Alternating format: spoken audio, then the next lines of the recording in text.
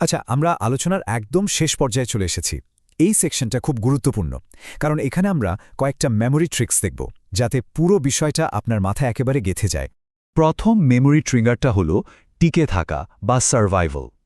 যখনই বাংলাদেশের জলবায়ু কূটনীতির কথা ভাববেন, সবার আগে এই শব্দটা মাথায় আনবেন।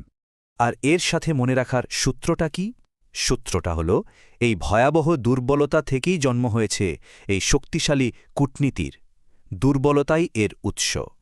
দ্বিতীয় মেমোরি ট্রিগার, ন্যায়বিচার বা ইকুইটি। এটাই বাংলাদেশের যুক্তির মূল ভিত্তি। আর এর সূত্রটা তো আমরা আগেই দেখেছি, যেটা ভোলা যাবেই না। কম নিঃসরণ কিন্তু অনেক বেশি প্রভাব। এই দুটো মিলেই জন্মায় ন্যায়বিচারের জোরালো দাবি। আর এই স্লাইডটা হলো আপনার ফাইনাল রিভিশন ড্যাশবোর্ড। এক নজরে পুরো বিষয়টা দেখে নিন।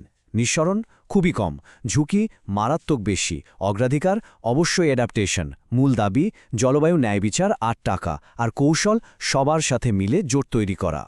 শেষ করার আগে একটা প্রশ্ন রেখে যায় সবার জন্য। বাংলাদেশের এই লড়াইটা আমাদের একটা বড় জিনিস নিয়ে ভাবতে শেখায়। বিশ্ব রাজনীতিতে কি আসলেই নৈতিকতার শক্তি, ন্যায় বিচারের শক্তি শেষ পর্যন্ত টাকা আর ক্ষমতার শক্তিকে হারাতে পারে? এর উত্তরটা হয়তো সময়ই আমাদের দেবে।